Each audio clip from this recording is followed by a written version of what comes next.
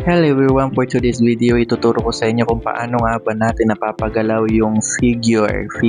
Opo, yung nagtatrain na picture natin, yung gawa ng AI. So, first is pumunta po kayo ng ChatGPT. Opo, kailangan po may ChatGPT po kayo para makagawa po kayo ng prompt. Bali, yung ginawa kong prompt ay ilalagay ko na lang po sa comment section para pwede nyo pong gayahin if you want. Dito nga po ay naka-copy-paste ko na po yung prompt na ginawa ko kanina. So, pumunta lang po kayo sa Chrome or kahit anong internet browser yan, pwede po. So, mas okay kung Chrome. Tapos, i-search nyo lang po yung Veo 3 AI. So, ayan po nasa taas. So, click nyo lang po yan. Tapos, pag ganito na po yung lumabas, ay try nyo yung flow.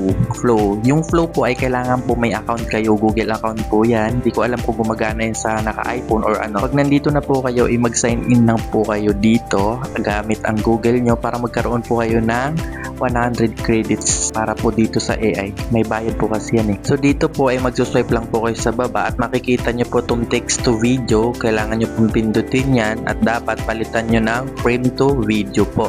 Sa kanya po i-upload yung picture na gusto nyong pagalawin. Like ganito po. Ako nag-upload ako kasi nakagawa na po ako yung figure. So ito po dapat. Yan.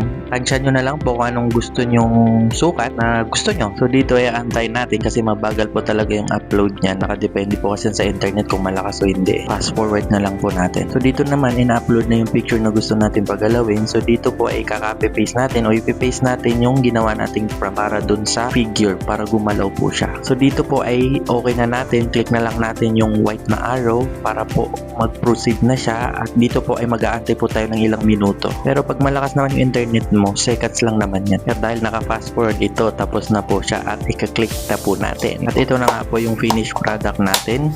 So kung gusto nyo na lang po i-save, ipindutin nyo na lang po yung download na sa taas at para po ma-download nyo na po siya at mapunta na po sa gallery nyo. Ayan po. So nasa gallery na po siya. Ito po yung finished product natin.